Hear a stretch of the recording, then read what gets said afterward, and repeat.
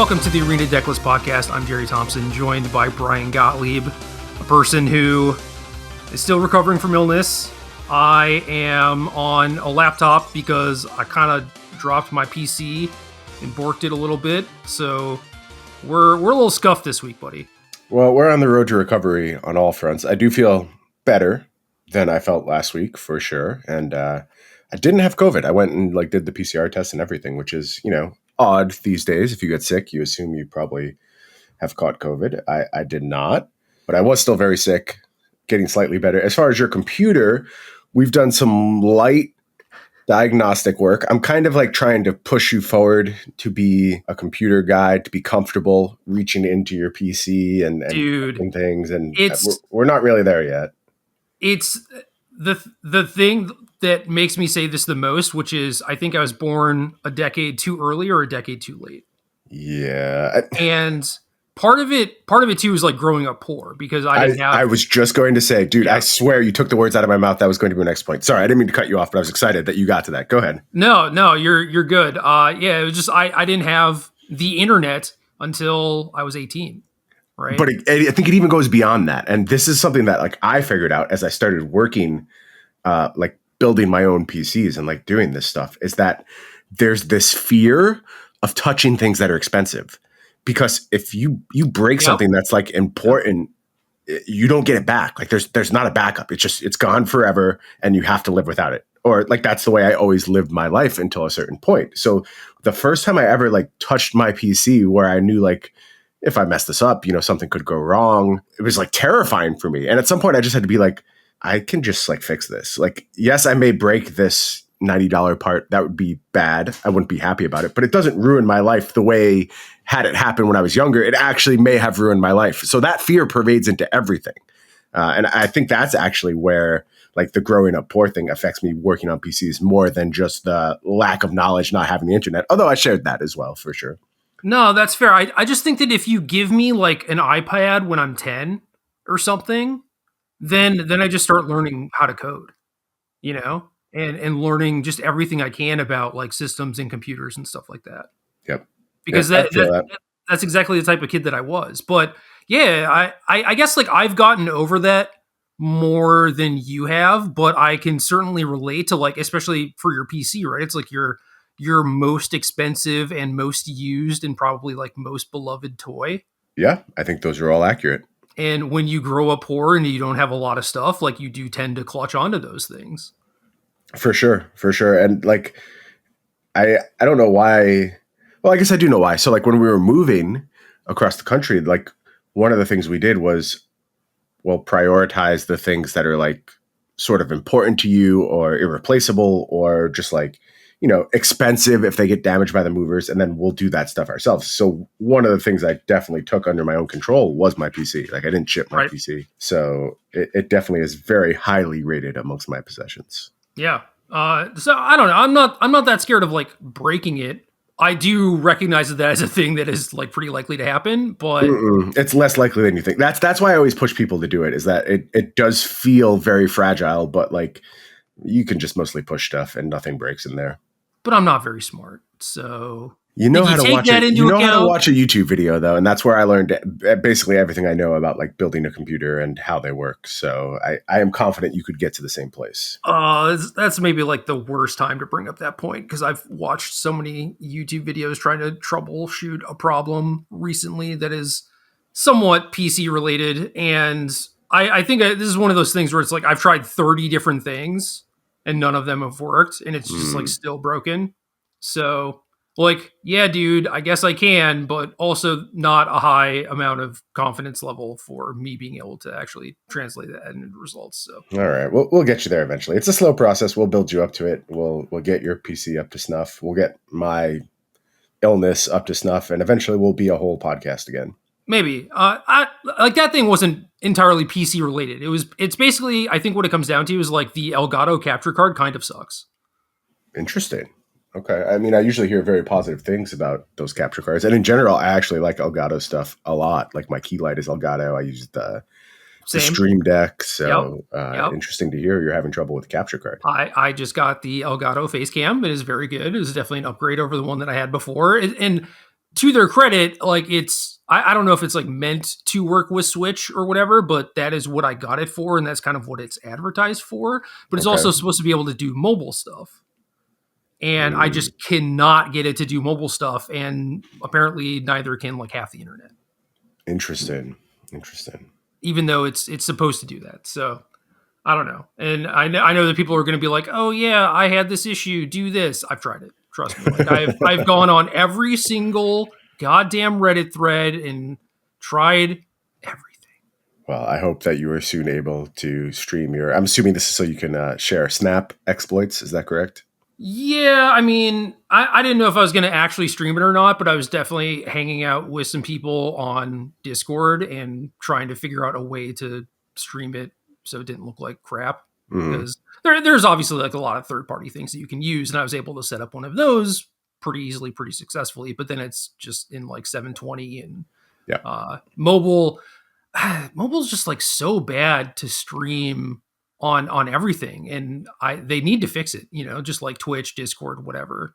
Yeah, I guess some of that is like intended use case where maybe they didn't visualize this being a huge portion of like the streaming market, but it has certainly evolved to that point where it's important that it be able to be captured. There are just so many mobile games, right? Yeah. Yeah. I guess part of the problem too is the games that are vertical, not horizontal. Right. Right. So Yeah. Different aspect ratios for sure. anyway, PTQ's coming up. One of Happening. I mean, they're already happening Well, right yeah, now. yeah. One of the PTQs coming up is on Arena. It is Baldur's Gate Alchemy Horizon Sealed Deck. Oh, that sounds like a very real format that people play. Yeah, I didn't try and qualify for this one. I went pretty hard for the last two, right? I was having a Right. lot of fun. Yeah. Yeah. Not this one. Not this one. Josh Cho's qualified. Godspeed to him. I don't want to read a single card. No, Um, these I cards are bad, man. Like I was such a supporter of this idea. They These have are scroll bars. these are bad cards. These are bad designs. Like I am sorry. I very rarely like call things out as bad. I know there's a lot of competing interests. I know someone probably worked very hard on these things, and I don't mean to belittle their work, but I hate these. Somebody probably likes them, so don't feel bad that I'm trashing them. I'm sure somebody likes them, but I hate them with all my heart. The idea that, okay, I can pitch a card and the color identity matters to what sort of card this becomes is like, it's okay. It's kind of cool, but then it's also like, damn, there's 7 versions of this card or whatever, Yeah. right? Yeah. Like in a And world where and word they'll count have is a lot of already an attacks. issue. Yeah. Yep. It's not like, oh, pitch a green card, it gets like +0/+2 in Just reach or so whatever. complicated, so needlessly complicated. Like the beauty of this game is in its elegance and its expressiveness, and it's the fact that it is a very complicated game, but with like a somewhat simple core when you really boil it down. And these cards just throw that out the window. Okay, well, elegant, discard a green card, this becomes a green-white card, right? Simple, yeah, just discard a card. And then it's just like, oh, well, actually, no, here's a wall of text It for everyone. spirals very quickly from there. Yeah, and then there's the card that I posted on Twitter a while back that just With the literally has a actual scroll bar, dude. It's unbelievable. I can't tell you, like, obviously a lot of my day is spent designing cards now, and that's new for me. It's something I've dabbled in the past, but now I'm very focused on the task. And when I tell you that I agonize over the fact that, oh, this card does a little bit more of what I want it to do, but it adds 2 additional words. And like I literally agonize, is this cost worth it? Do I actually want to insert these 2 additional words? Like agonize over it. And they're just like, oh, fuck it, add a scroll bar. That blows my mind. It really does. Yeah, I can't imagine that they're even thinking about that now. I don't know. I don't know what's happening. I do hate these cards though. That's what it ultimately boils down to. It's fine though. Like I'm sure the format, it's still Magic. It's still sealed. It's limited. It's fun. It's like high powered sealed too, which I kind of like. Yeah, it's Right. interesting, different. But I don't want to learn all these cards, so I'm just not gonna. And then there were some changes to some cards in historic, I guess. Big changes, huge Yeah. changes. So Unholy Heat, Dragon's Rage Chandler, stuff like that. If you're interested in those sort of things, like go check it out. I'm not going to talk about every single thing because then they also like buff some cards.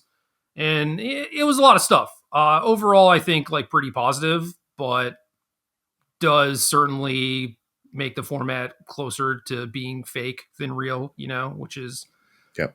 not great for a lot of people. Well, And just then how are you supposed to keep track of all this stuff as a player? Like, it's such a huge ask to know that, okay, when I'm playing Cauldron Familiar in this format, it does this, but in this format, it can't block. And I have to remember that, and it looks exactly the same. And there's no visual indication, like short of like the very, very small card text, which is not how you engage with Magic cards. You commit them to memory and you like operate on feel, at least as a very invested player. You do not read your Magic cards every single time you play them. That's not how the game works. I think the hope is that if you're an online player, you're going to know the online stuff. You're not necessarily going to care. But I don't know if that actually translates into reality. So they're just trying to segment things very hard and say these are the cards for online players, these are the cards for non-online players. But I don't think that they're trying to segment necessarily, but they might be like, well, it is already segmented, so who cares? Just add different art. Honestly, like I think that would solve or like make it a different name. I really think that would make a big difference in terms of making these things more digestible. But trying to have them occupy the same space, it does not work for me. And that's why I had to opt out. Like it was just going to be more frustrating than fun. I will say that I did one of the cube drafts on Arena, and Okay. I drafted Inazika's Chariot, and then I was very disappointed when it only When you made found one out what it cat. did. Yeah. So yeah, there are things like that definitely happen where it's like, how the hell was I supposed to know? Like, I guess there was an alchemy card in my deck, so maybe I should have assumed. But it's just like, if you even would have asked me if I knew that Chariot had gotten nerfed at some point or whatever, would I have remembered exactly what the text did? Probably not. Yeah. So Who knows? Who knows? anyway, I It's only a got one cat, disaster. so It's a disaster. I was very surprised. But yeah, got some PTQs coming up. I have two that I could play this weekend, but I am going to hang out with Josh Show this weekend. He's gonna go visit his parents in Atlanta. I'm gonna roll with and maybe play some Magic, maybe get some like actual play testing done, That's and fun. Exciting. possibly be able to report back on that next week, and finally finish buying cards for the things that I need, but gotta figure out what I want to play first. So this is a fun little transition into talking about these IRL PTQs, which I think actually, doing some complaining about Arena Alchemy stuff, I'm going to give a thumbs up to what I saw around the PTQ space. Like a lot of excitement, a lot of people really happy to be back doing this again. A lot of people remarking how it just like feels like old times and how they didn't realize how much they missed this. Certainly some negatives too. I've seen complaints and some monkey's how paw dare this stuff. store try and make money? Yeah, I've seen that complaint for sure, and don't get it, but okay. Still, I think like the general vibe is universally positive. I have seen a lot of thumbs up to this first effort at returning to a PTQ system, so just wanted to give props to that and like noted as a high point to contrast with the Arena low points. But what I was going to ask is, I have now ordered cards for 3 Pioneer decks and also rounding out a modern deck. That's probably pretty easy to figure out. But would you like to guess the 3 Pioneer decks that I have ordered cards for? And I think one you will guess very easily. The other 2, I'm curious if you'll get. Well, let me peruse the decks real quick just so I Sure. make sure I'm not missing anything. I think I have 2 of them. Okay. Ooh, okay. Phoenix, Rakdos, Lotus. You got 1 right. Damn. You Did got you 1 already right. have all the Lotus cards? Is that why? No, I did order Lotus cards. You didn't order Phoenix cards? I did not. I did not. Oh, mono green? That is the second one. You are correct. Terrible.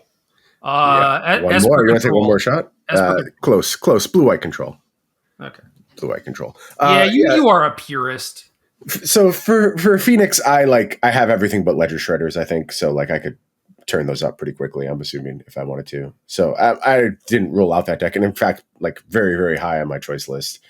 But the other stuff was just stuff like, oh, I might want to play this. And like what I did was like have varying levels of investment, like how much I will actually take the time, find the time to go ahead and learn and practice and like think about these decks. And so I wanted something that was just like, here's my big stupid green cards. And that was the mono green devotion thing. That's not really how that deck works, though. Look, I've played so much of the like green devotion decks across so many formats that I get it. Like I know what the setup is there, and sure, there's some specificity when it comes to the Pioneer format, but that will be very very easy for me to pick up. And to the same vein, I find Control very easy to pick up in every format. Like it's Yeah. just where I'm comfortable and like you know don't lose the game. That's an easy enough goal. But the Lotus stuff would be more like if I have the time to like practice my combo lines a little bit and understand some of the more intricate situations that might come up. Fair. Yeah, I don't like the setup for devotion is easy enough, right? But the difficult thing is sequencing and like translating that into an actual win, and when a lot of your win conditions stem from I need to have like a specific amount of mana and like sequence my planeswalkers correctly and like do all these weird things, like that's where you kind of need the reps. But like as far as all right, I need to make the most mana as possible on turn 4 or whatever. Like, yeah, obviously you have the hang of that. That's easy. Yeah, I think you're right that like some percentage of games will certainly come down to that maximization, but there's also a huge percentage of games where you just like go so big that it doesn't matter, right? Or where you just scale out of control and you can optimize. A month ago, yeah. That is fair. Things have definitely turned pretty harshly against this deck, basically in the time that I ordered it. So, yeah, I think that one's very, very low on my to play list, but it required very little for me to order. It was like I was maybe missing like 3 or 4 cards. So You got to have Phoenix to loan to your brother if he needs it, though. he already has most of it. So I think he would just need Ledger Shredders, basically. Okay, well, that's what I'm saying. You got to buy those. Yeah, man, I know he played it at SCG Con. I know he had the cards. You know, he's got a job. He's a grown ass man. Every now and then he can buy his own cards. I supply all of his Flesh and Blood cards. If he wants to pick up some Ledger Shredders, I would support that. Fair enough. All right, so it looks like we're kind of getting to the point where we're gonna figure out what to play. I'm leaning like is it in both formats, Okay. honestly. But for modern specifically, it would not surprise me if I splash around a little bit, like play a little humans, play a little living ends, see where it takes me, just have some fun. Well, in the meantime, we have 2 pretty large Magic Online PTQs from last weekend to look at. We have one in Modern, one in Pioneer. Modern was almost 400 people. I think it was 384, if I remember correctly. And I was watching our friend Kane stream the event, which was cool until Kane lost in the last round. And Less cool. yeah, was 8-1 with 4-color, and then lost in the last round to the eventual winner. And then there was like this brief like sweating of tiebreaker situation when he knew that he was probably not going to make it in or whatever. And he's like, yeah, I think I'm 11th or something, right? And then it was like, oh, 17th.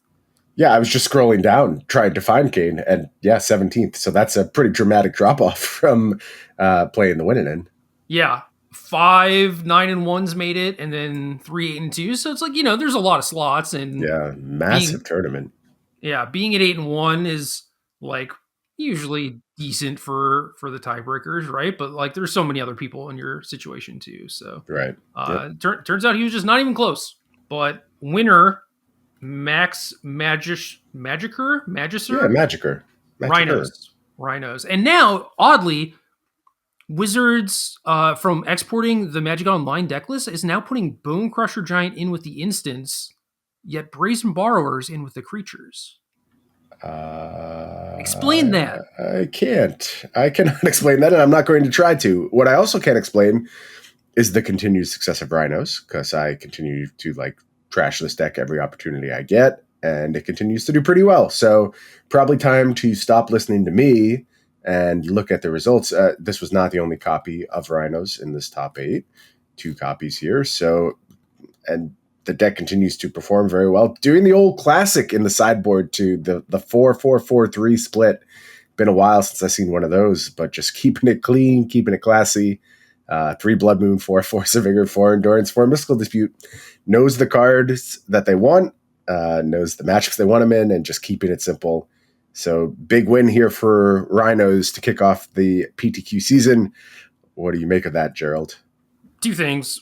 You're a Cascade deck, so you don't have a ton of options for things that you can play in your sideboard, Hmm. and the cards that are in the sideboard are very powerful. So I get it.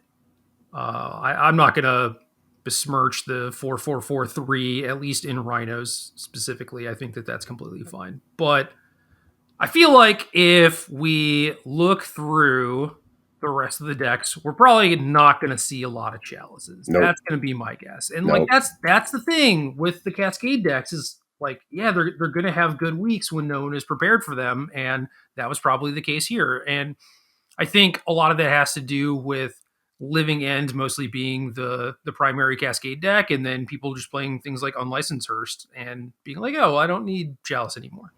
Yeah, finding different ways to challenge them. Endurance, of course, comes to mind. There's a lot of endurance across this top eight, and I think actual zero chalices. You have to go pretty deep into this tournament to find your first chalice. I think 12th place is where we first turned one up in the four color deck. Two copies in Gold Ducats list there, and I don't know if Kane had copies as well in his list. Yeah, a couple copies there in the sideboard, two chalices. So they're out there, but like you said, small number in this tournament, and perfect conditions for a deck like Rhino. Just go ahead and crush. And I think like the thing I come back to is like if I make that determination, I usually am like, okay, it's time for Living End. But to the point of endurance being everywhere, I think like there are other counters to the Living End deck, and there is some merit to just go ahead and like finding this other cascade thing to do that really only has this one direct answer. Right. And I mean, explosives is another solid option too. But again, like not a whole lot of reasons to play explosives right now. So I understand people just wanting to cut them.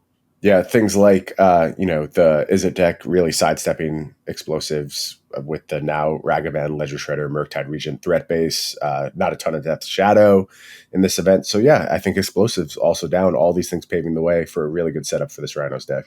That said, second place, Bernas Torres.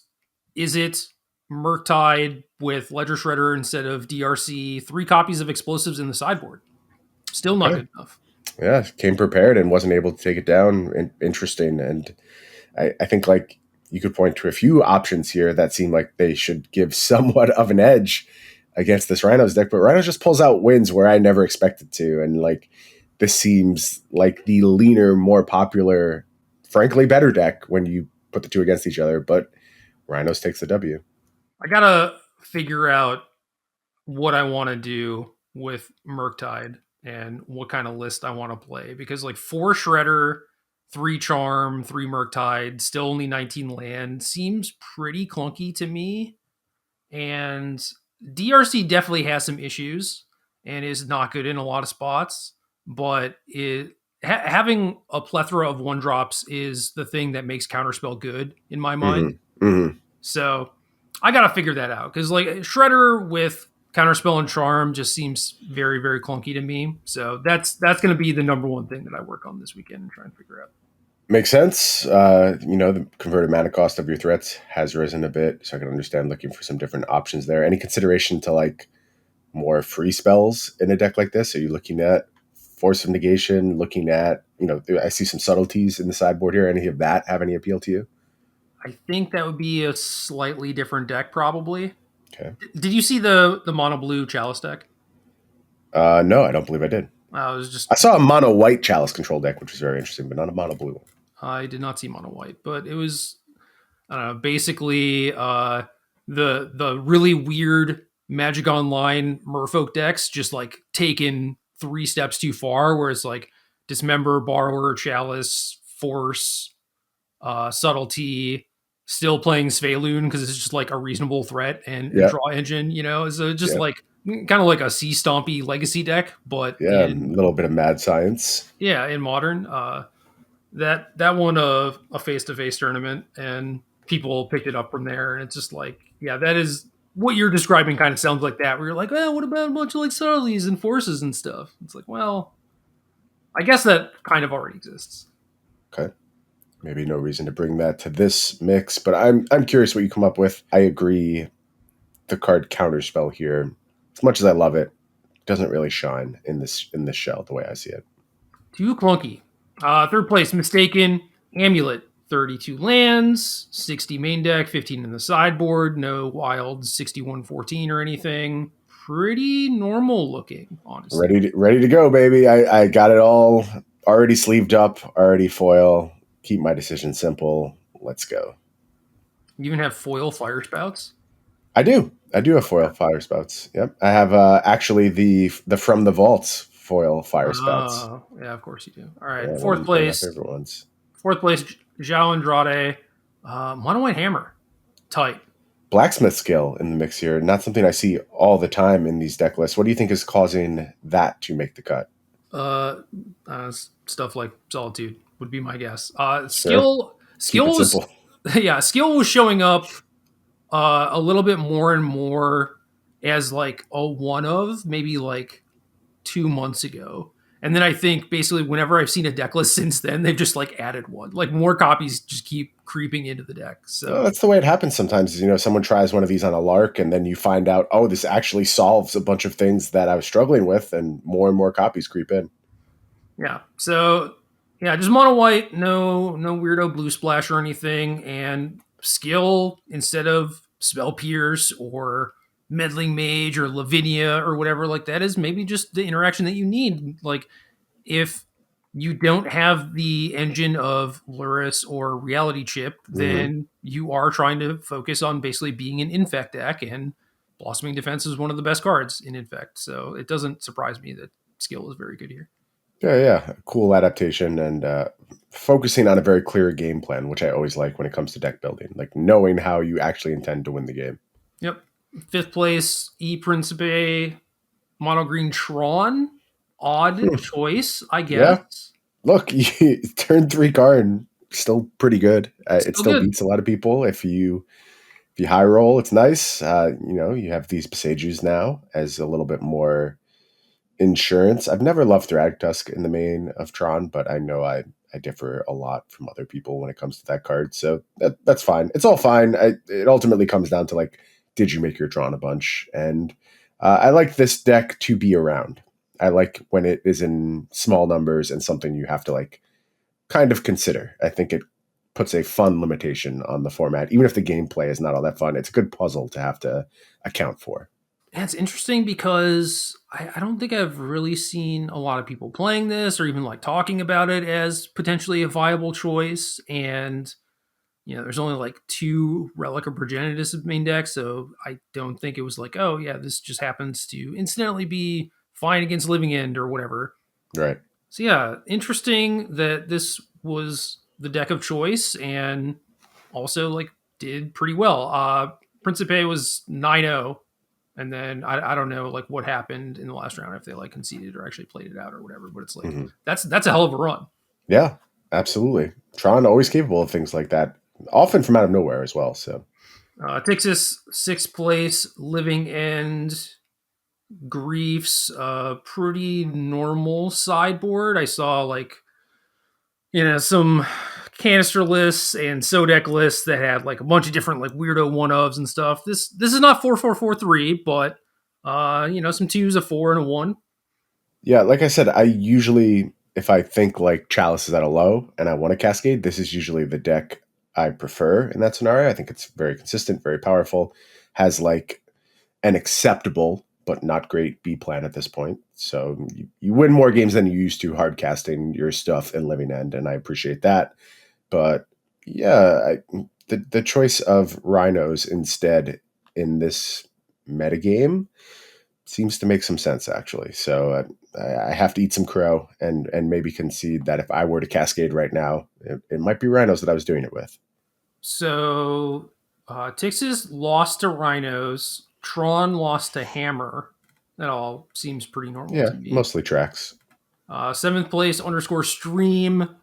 Another Is It Murktide deck. This one, 3 DRC, 3 Shredder, 3 Murktide, 4 Ragavan, one less Bolt.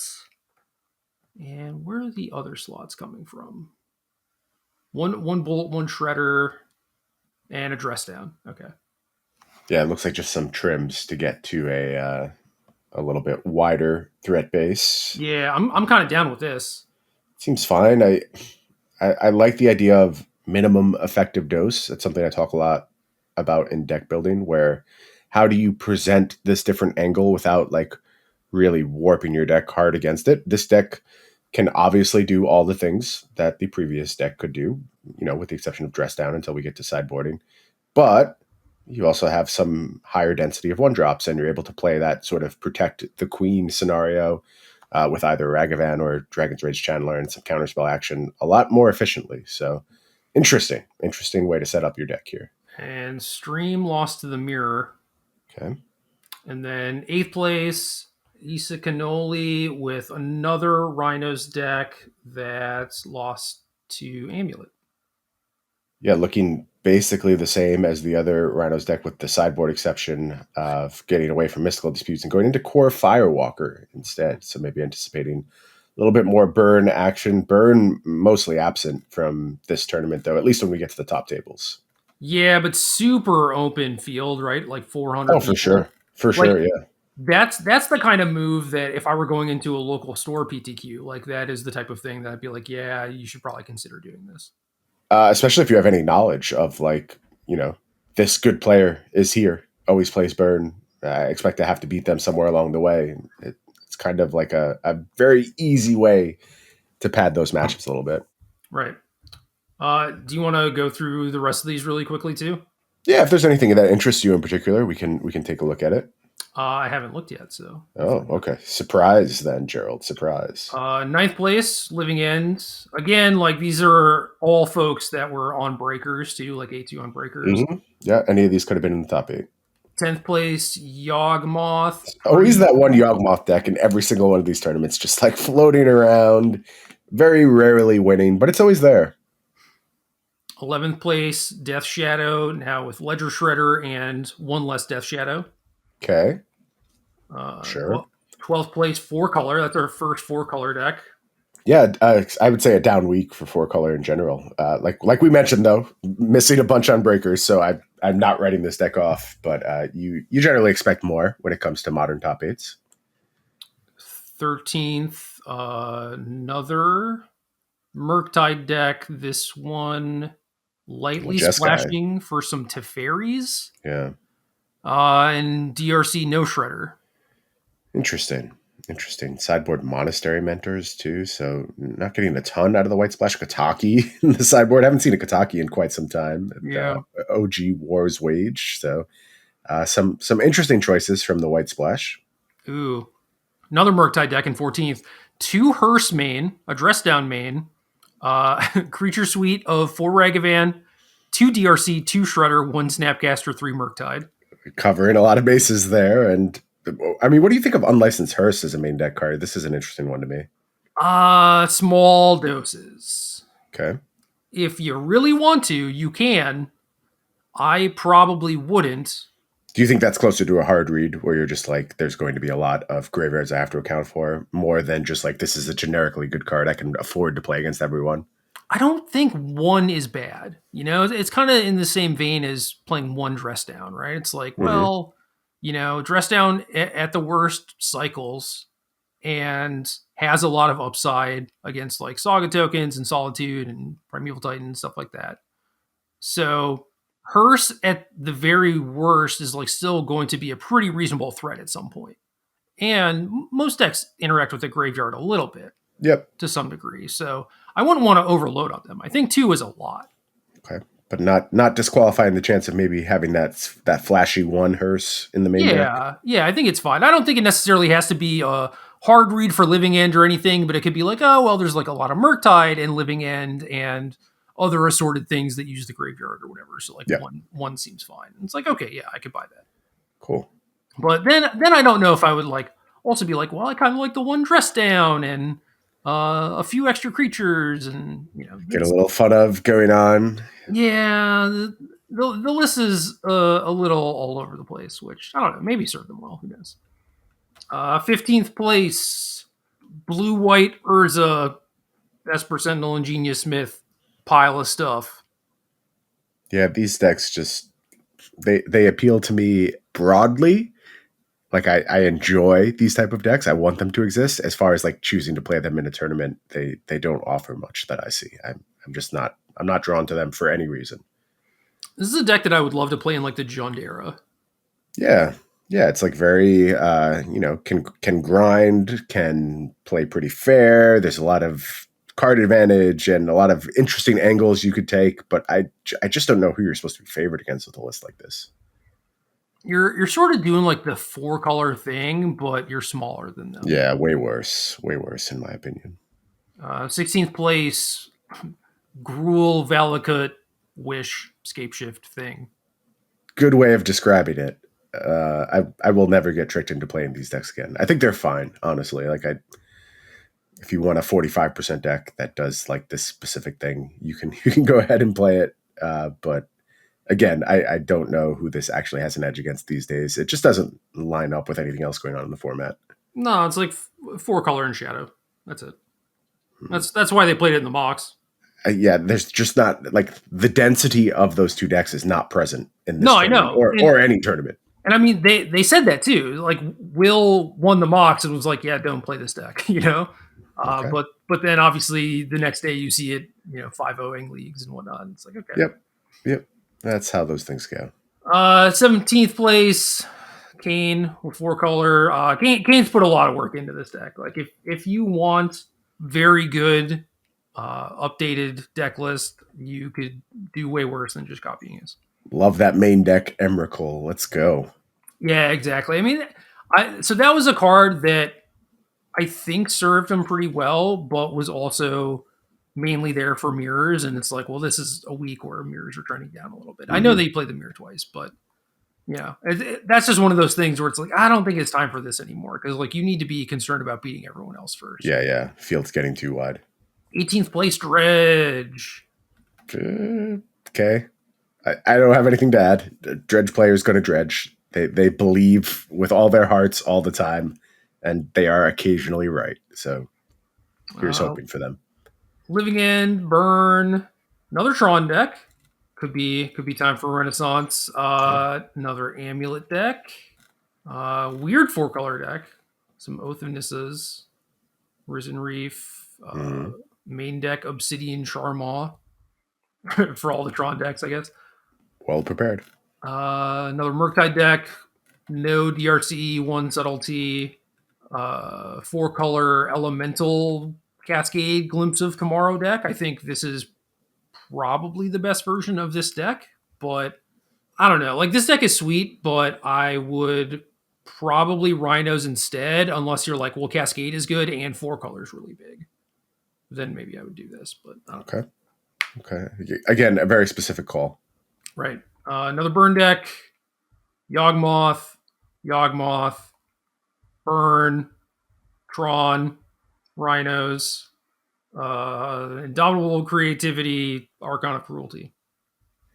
So sort of the usual suspects throughout most of this tournament. We got a few weirdos popping up in the end. Maybe not in the distribution I would have expected, but I think a very representative tournament of the modern field and the type of things you should be thinking of when you're going to a modern tournament. There's a lot of ground to cover, a lot of viable decks. And, we called out a few hard reads that were seemingly made in this tournament. And like we said last week when we were talking about our prep show, hard reads are tough in this field. And I don't think that's where you want to be.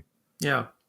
Worth noting that there was a lot more like Burn, Tron, and Yawgmoth rounding out the top 32 than I would have expected. Yeah. I mean, those are decks that went 7-2. Those are decks that did very well. 8-2. So 8-2. Thank you. So they're worth tracking. They're worth paying attention to. I don't think any of these decks is removed from the metagame. I would be aware of all of these factors. You can face anything when you sit down in a modern tournament. Pioneer PTQ time. This one I did not really pay attention to. I don't know how many people were in it. I assume it was massive. It was. I think this one cracked 400 as well. Maybe just below 400. I saw the number at some point, but it was well attended. All these PTQs well attended. Yep. So first place, Stanku, Boros, basically heroic, like 10th District Legionnaire effectively has heroic. And then there are some prowess threats. Illuminator Virtuoso from Streets, also quite good. And then just a bunch of one mana things that like target things, cantrip, or have flashback, or kill a thing. Dude, the one mana things have gotten so much better. And I said this when Ancestral Anger was previewed. Like, this card was always destined to do something. This is a real card, and I think it kind of single-handedly, I won't say single-handedly, because I think Homestead Courage has a lot to do with it as well. But these two one mana options that are just either hard cantrips or functioning as two of the same one mana effects where you're able to get two heroic pumps out of it. It's a really big deal for these type of decks. And I think they are so consistent at this point and quite frankly, so powerful. They also get to play what I believe to be like the best removal spell in the format, which is Reckless Rage. Yep. And they do so with utter impunity, basically. They're very happy firing off those Reckless Rages on everything except their Illuminator Virtuosos. So really, really solid base of a deck here. And I love that they're so lean. They've gotten away from nonsense like Feather or anything like trying to go big. They just are consistent. They achieve the same thing in every game. And I think this deck is quite good, actually. No messing around with like Dreadhorde Arcanist either. Nope. It's just like, no, actually I'll just kill you. It's fine. Yeah, you don't need to slow down for Dreadhorde Arcanist. Like, you'd rather have the huge threat of 10th District Legionnaire, Illuminator Virtuoso, and then you're going to get to the things you need via the fact that you have cantrips, you have recyclable options, you have even like scrying on God's Willing. All these things combine to just let you be very consistent in what you're trying to achieve. I did pretty well with Heroic back in the day. Same. I played a lot of like Feather basically in Standard, and I quite liked it. Oh, you're talking pre that. You're just talking straight up Heroic. Actual, like, Tom Ross Heroic. Okay. I remember playing, like, Blue-White Heroic at some point. I feel like maybe that was in the block format, though. So I wasn't really, like, a huge adapter of Heroic. Well, the Standard one got to play Treasure Cruise. Right. That's not bad. So I was doing that, and I must have played it in, like, 5 or 6 tournaments, you know, like 7-round IQs and things like that in the Seattle area. Yeah. Was like pretty consistently in top 8 and everything, and generally enjoyed that deck. And I started looking for the pieces to this deck. So obviously I'm missing a lot of stuff, like the new stuff, but also like this deck is just all commons except for the lands. Yeah. I actually think there is not a single, there's not a single rare outside the lands, right? Soulscar Mage technically, but it was just in a precon. Yeah. So it dropped a lot. Yeah, so this is a very cheap deck, and that's something to track too when you head to these events, especially in formats that aren't like, you know, fully adapted yet, which I would say is the case for Pioneer. If you can fire off an order and get this entire deck for under $100, I mean, if you have these lands in particular, you're really free rolling here. That could lead to some increased representation for this deck, and I think it's quite good anyway. So if I was heading to a PTQ this weekend, I would have a close eye on this archetype for sure. Yeah. Second place, Nathan Stour? Not Steyer. So I thought it was Stewer, and then I always read it as Stewer as well. They kept pronouncing it differently, and now the actual pronunciation escapes me. Someone, either Nathan or someone close to Nathan, please let us know the proper way to pronounce Nathan's last name. Deserves to have his name pronounced properly. Been crushing it lately. I want to say Steyer, but that doesn't sound right. Maybe because I'm still thinking that it was the old one. But anyway, yes, Nathan, very powerful magician, playing Izzet Phoenix, and also like pretty good at making like the small tweaks and like tuning an archetype. And that is definitely prevalent here too, where I think most people just swapped in shredders for things and called it a day, but Nathan just has 2 things in the ice in the main deck and a 3rd in the sideboard.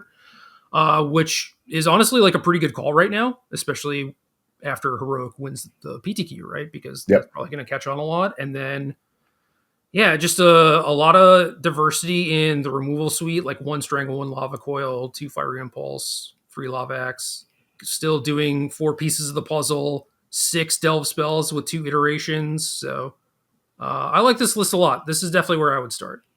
I love the fact that we got to the place where pieces of the puzzle is just like part of the engine for Phoenix. I think it's so cool. I think it's such a cool card. And obviously it saw niche play for a long time as like, you know, a storm thing that you could do. Seeing it as just like a good card now. It's really cool to see the card have that kind of resurgence. I think it is cool that people started playing it, but I also think the card sucks. Not like sucks in the deck. I think it is probably pretty good in the deck, but not a card that I want to be casting myself, you know? But these are like for a deck like this, which is so sideways and doing things so differently, this is exactly the type of deck building I love, where you find a card that does Yeah. quote unquote suck and you make it exactly what you need to enable an archetype. I love that aspect, absolutely. But as far as me having this in my hand on the draw against an aggro deck or whatever, I'm just like, God. Whammy. Yep. Third place, Hodor Time Baby. Another Phoenix deck. This one, so worth noting that Nathan's playing 2 Jardicors. The next one has 4 strategic planning, also 4 pieces, 3 Shredder, 2 Thing in the Ice, but much more streamlined, like 4 Fiery Impulse, 3 Lightning Axe, 1 Yeah, Strike. very, very focused on that game plan of just loading up the bin and getting to these powerful delve spells. Although only playing 3 copies of Treasure Cruise as opposed to Nathan's 4. Yeah, that's pretty normal actually. I think Nathan is the outlier with 6. Okay. Sideboard, some Fable of the Mirror Breakers, kind of interesting way to dodge graveyard hate. Tablet of the Guild, I see showing up a little bit for the mono red decks, but worth noting that sort of anti aggro card pretty bad against heroic. Yes, it is, for sure. Again, another bad card that is showing up in a very specific purpose, but sort of failing at it when the aggro decks have switched their tune and gone to this big body type approach that heroic puts forth. Fourth place, Mazina Linda, blue white control, 80 cards, just entirely glorious. Yeah, here's the problem: is that like obviously I want to play blue white control, in my wheelhouse, very comfortable with it. I do not want to shuffle 80 cards. And I think that this version is quite a bit better than the 60 card version. I think you are sabotaging yourself if you choose not to use Urian, just too powerful of a card. And I think I'm going to sabotage myself because I just don't want to deal with it. Wait, question. Did you get this deck in all foil? Yes, but not. I didn't like go back and get it in foil, if that makes sense. So like, Yeah, you got some cheaper versions. yeah, and I got like Wandering Emperors in foil and March of Otherworldly Light in foil and Memory Delusion foil and some of the stuff I already had in foil just from back in the Dizay. But everything I purchased, I did purchase in foil. All right, listen.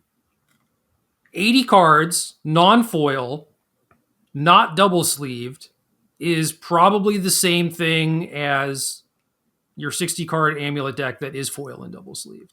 I believe that, but I just have like too many foils in my collection where I can't not double sleeve because I mean like it's so weird that I kind of want to at some point be disqualified from a tournament for having these foils in my deck because I think it raises a very good point that you should not be able to sell these cards if you can't play with them. It's actually bullshit. Like you have to sell playable cards, and the fact that there is this curling problem means that I think in some ways they're not living up to that end of the bargain.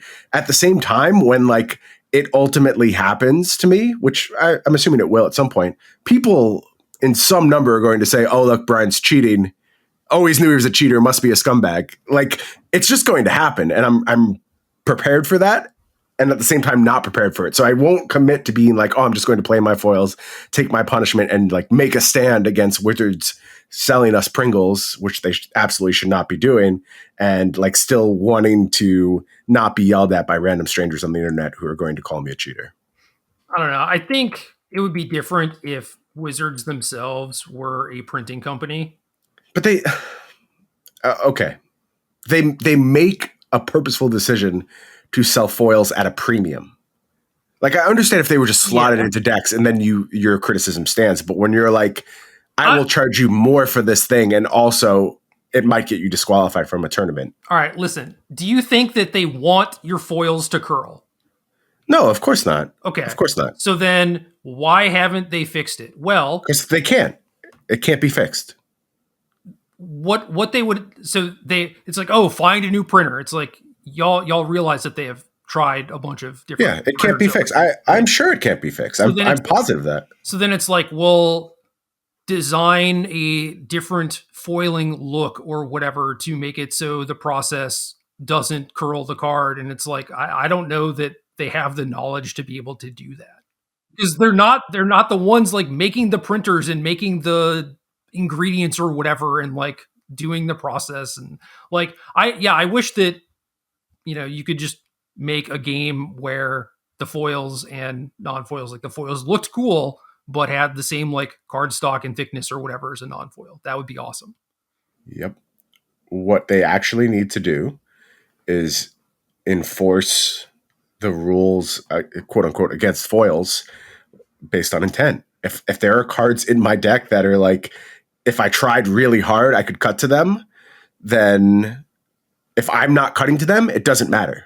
That's the way I take it. Like, unless I'm using them to an advantage, you can't enforce that. And I realize that's a big problem because as soon as you introduce that type of weakness, people will look to exploit it. So, Yuya.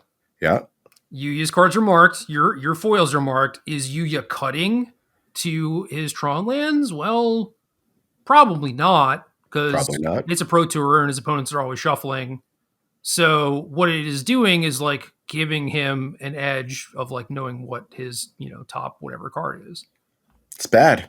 There's no good solution to it. And frankly, like I think the double sleeving thing is also sort of an impermanent solution. Like I think there's probably a chance even double sleeving at some point, some card will just have too much warp to it and you won't be able to like press it down. Like when I tell you I lay out all the cards I'm playing before an event for a week and find the heaviest books in my house and just press them down. Yeah. I'm not exaggerating. I do that every single time because I'm not trying to gain an advantage. It's just a large portion of my cards are foils. And this is going to happen every single time. And it's such a strange problem to have to deal with, and there's no good answer to it. That's the whole thing. You can't print versions that don't do it. No, you man, just can't not enforce it. Stop buying foils. Like I realize it's silly, but like you're also opting into it. But there's like a break point where now half of the things I own are foils, so I'm actually incentivized to get more foils so I could have not the mismatched cards in my deck. I understand. I went through this on Magic Online where Mana Leak only existed in white border until Neil Reeves was like, just get foil ones, idiot. And so then I did, and then I had only foil Mana Leaks in my deck, and it looked weird, right? Yeah, so then I had to get all the foil stuff, and then I, played a different blue-black deck, and half my cards are foils, so I had to get the other. Yeah, I get it. What I eventually did was I just cut myself off. I was like, I'm going to sell all the stuff that I can, and then I will just have non-foil stuff. But then it won't be shiny anymore. Yeah, man. Like, okay, so I love the shine. You're like, I like shiny stuff, but also they're not playable. Well, in my mind, they don't exist. They do not exist as a viable option. But you've been buying foils lately. Like I converted you to this way of thinking. I've seen your piles of foils. I have random foil stuff that I was doing for like Canadian Highlander or whatever, where it's like, yeah, if I'm cheating or my opponent's cheating, like who cares? We're not playing for anything. So all of your quote unquote real cards are still non-foil? Yeah, any deck I play in a tournament is going to be all non-foil. It's not close. You're a better man than I am. You've resisted the allure of the shiny things, and I have a stack of like foil Omnaths that I bought as a spec. I could use some of those, so keep them around. I mean, I got them. Good. The online ones went way up. The real life ones have not really moved. So good news for me. Actually, I'm gonna check right now. You know what foil was really expensive? Well, actually, all of the Kamigawa lands, Boseiju, yeah, they were a big hit. Yeah, I mean, regular Boseiju is like 40 or something. Okay, so the problem is I didn't like this showcase Omnath, but people just always get the showcase one, man. Yeah, that's the one you have to buy if you're specking. Yeah, so I bought regular foils for like five or six, and now they're 12. They're 12. They're only $12. I would expect them to be much more. That's surprising. Foil Omnath, $12. So anyway, made some money, but they haven't gone to the moon or anything. But that's fine. You can get them off me pretty cheap. Good, I will do that. Fifth place. Name I cannot pronounce. Rakdos mid, a lot of graveyard trespassers. Snookerus Mkawak. Snookerus Mkawaks. It looks like Polish, but doesn't look like Polish. You know what I mean? No, that's not Polish. I see a C next to a Z. It looks Polish. Yeah, a lot of Dreadbores, a lot of graveyard trespassers. You know what time it is. Bone Crusher Giant in the instant still. I don't get it. I felt like in the same vein as Blue Eye Control, it was non-zero that you would acquire the cards for this deck and be like, today I'm going to kick it old school. This deck has that vibe, and I respect it for that. I do not think it's good. I also like when I play a blue white deck that I don't think is all that good. I have like some edge, and I've done it a bunch, and I'm very comfortable. And like, sure, I've done this a bunch, but I think my edge is much less as like mid range player than it is as control player. So it's harder for me to talk myself into this type of thing. I have to like have some modicum of belief in my soul that this could actually be good. I do not believe that about this deck. It's just a bunch of like threes and fours that are okay cards and kind of like line up decently with the format and all held together by Thoughtseize. Yeah. And I'm not talking myself into it. Thing that points toward you should not play Green Devotion is the Invoke Despairs in the sideboard. What about the Lifebane zombies? Oh, Like, yeah, those two. that is Those two. old school, kicking it old school. Yeah, that was, like I said, things got pretty hostile for Green Devotion very quickly, I think. Sixth place, Wasticor, Band Spirits, Company, 32 things with flying, presumably. No, Skyclave Apparition. Yeah, I kind of thought like this deck was going to be supplanted by like the mono blue versions or the little bit more streamlined versions, and I haven't been seeing much of the Bant version lately.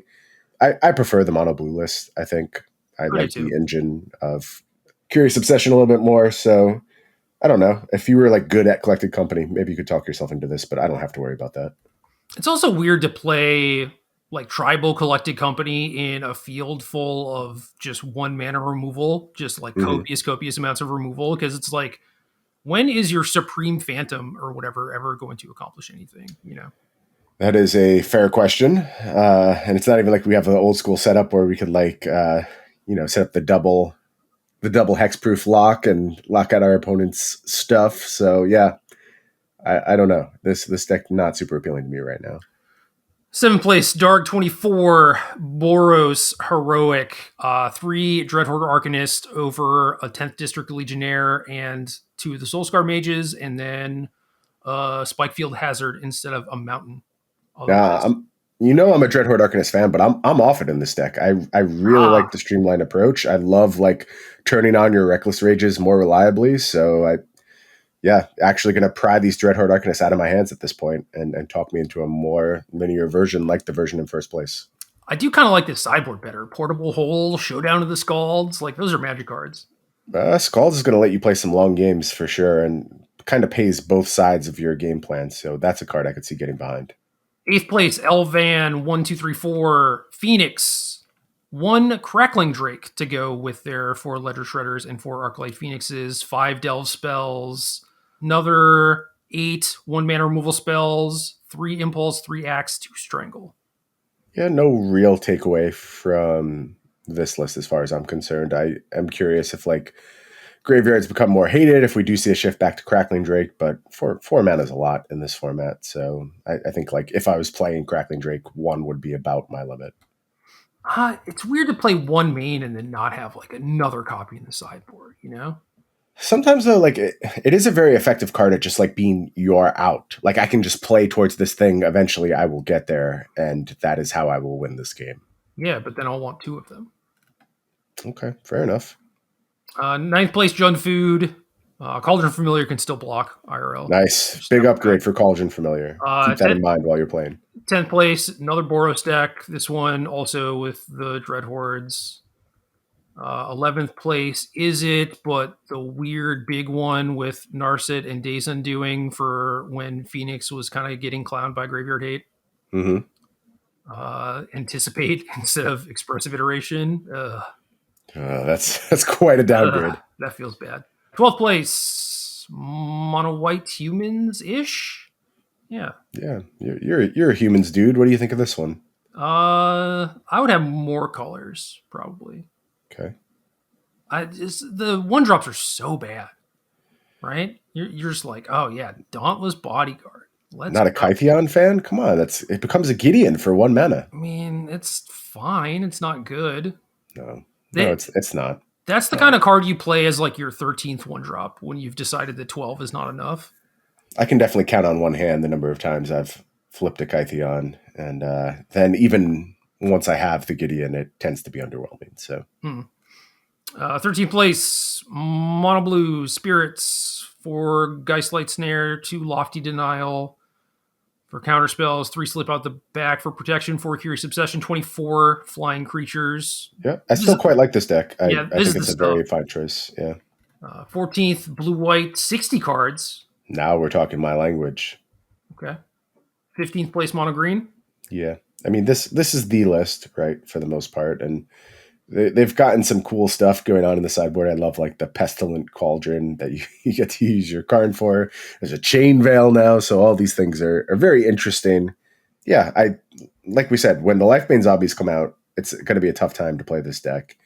I think it probably will have another moment. It was having its moment a couple weeks ago. I think that moment will come back around, but it does seem like it got enough attention in this particular event. 16th place, Rakdos Sacrifice. This deck is not bad. I guess I don't necessarily like this version specifically, but I think Rakdos Sacrifice in general is probably not bad. Okay. Yeah, this is interesting. Especially with the rise of heroic, I could see a version that actually like returns to priest and is leveraging that as a sacrifice engine. That would be more in line with what would draw me back to this archetype than any of the stuff I see here. Yeah, I'm not trying to play like Croxa, you know? Yep. Like this list is, but taking game actions and being able to play a bunch of very efficient removal and card drawing is... And blocking with my Cauldron Familiars, all things I like doing. So. Hell yeah. I mean, Ancestral Anger on all my creatures, but, whatever. Good effort. Loriwa, Abzan, Greasefang. I kind of forgot that was a thing that people thought you could do in this format. Yeah, it did not show up in this first week of PTQs, and I think this was probably a lot higher on most people's power rankings, and at least some version of the Greasefang decks, and maybe not this Abzan version, but the deck was mostly absent. So we'll have to see if that makes some headway over the coming weeks, or if it was just kind of a flash in the pan. It's good in Explorer. I think it's way worse in Pioneer when there's things like Fire Impulse and Lightning Axe and just, so much cheap interaction to deal with this thing. Yeah, way better removal spells for sure. And the decks are just faster too. It's like you could Parhelion the heroic deck or mono red or whatever, and they still just kill you anyway. They don't care. 18th place. Ooh, more Dreadbores. Only 2 Graveyard Trespassers, though. They cut 2 of them for 2 Glorybringers. Well, I appreciate half of the move here. I mean, maybe Glorybringer's fine. I don't know. I don't have any Glorybringer experience. I have a hard time believing Glorybringer is fine, but I am happy to have fewer Graveyard Trespassers in my deck. I'll say that. 19th place, blue-white artifact aggro and soul stuff. Forgot this was a deck. Yeah, this deck should be better. I'm kind of surprised we don't see more of the Ensoul stuff going around.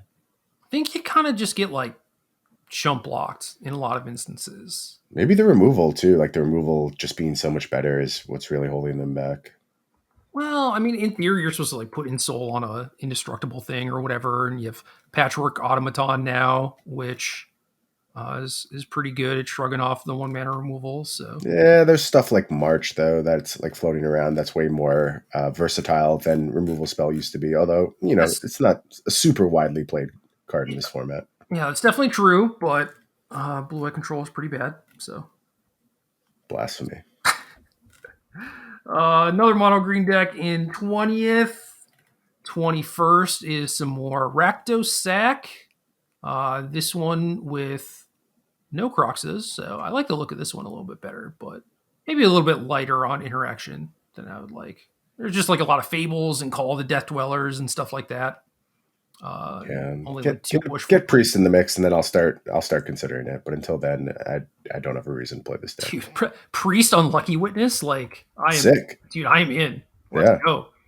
Didn't have anything to do with my mana, but look, 22nd mono blue, 23rd Rakdos Sack with Implement of Combustion to go with their Oni called Anvil. All right. Okay. We're really doing it now. No Cat Oven though. Come on. We got Implement of Combustion. What do we need Cat Oven for? Jeez. 24th place is New prowess deck with Young Pyromancer and Of One Mind. So still get to play Reckless Rage, get to play like Cruise and Ledger Shredder.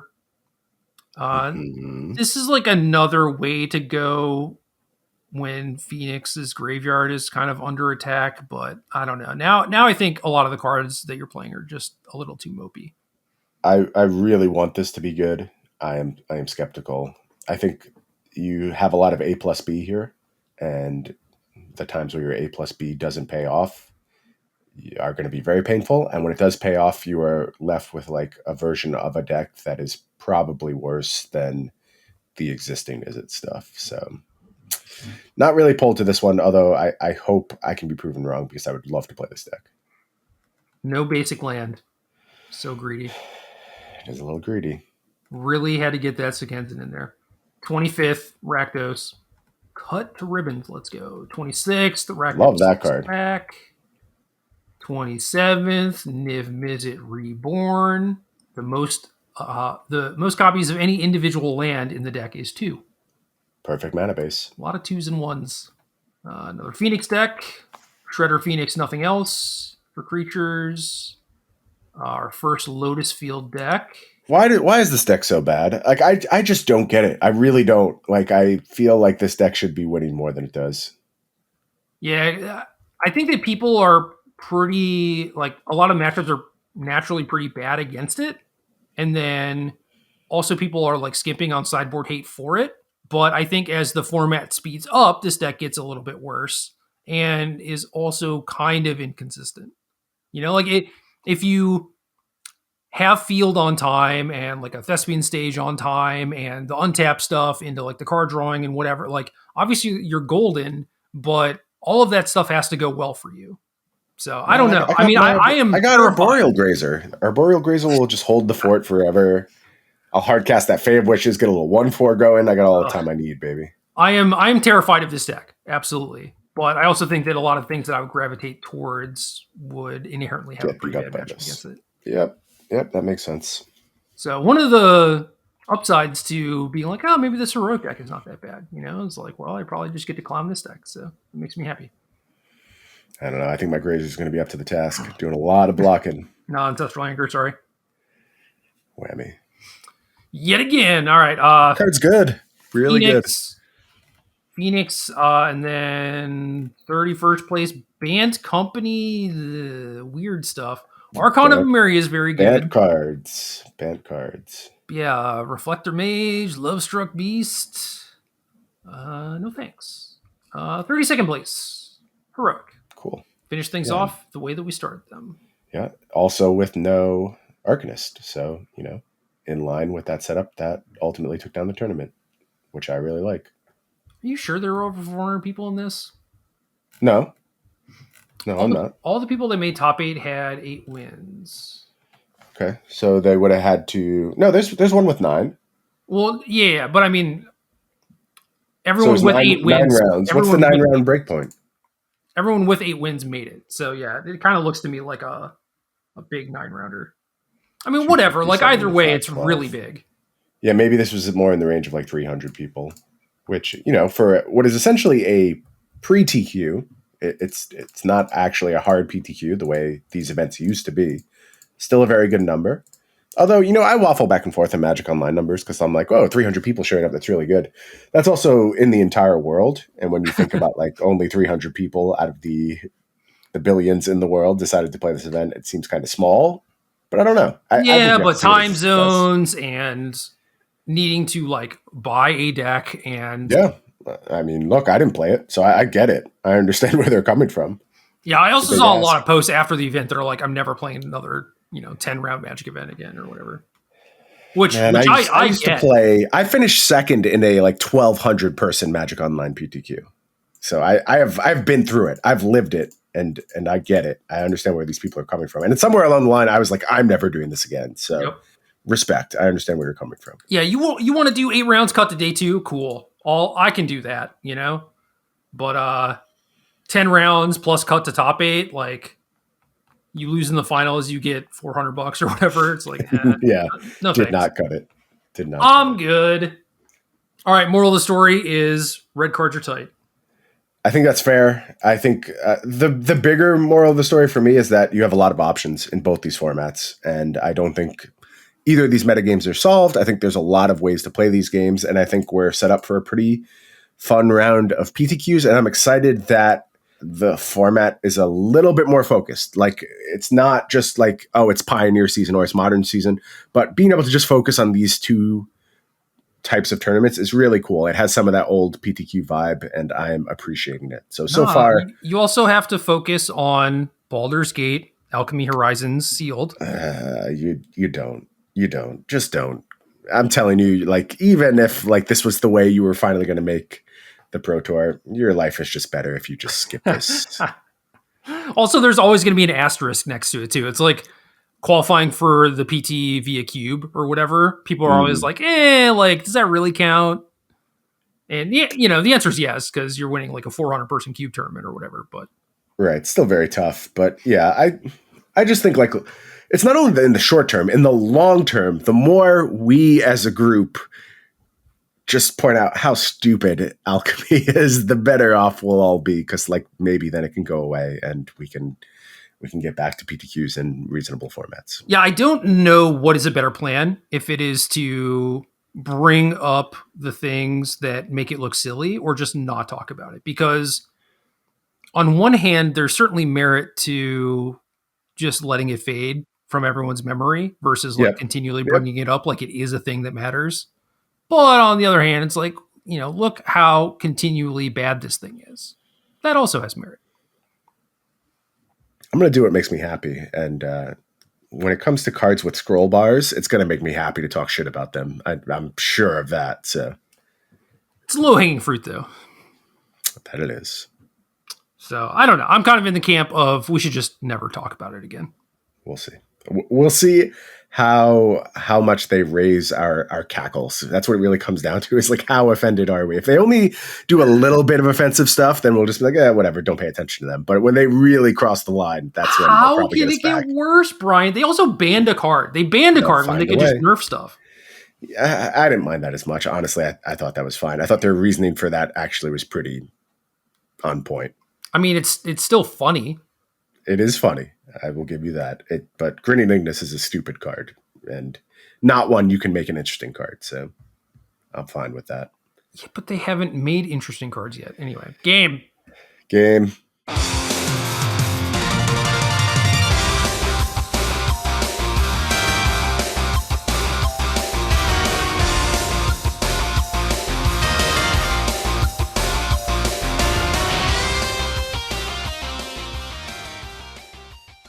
Good luck.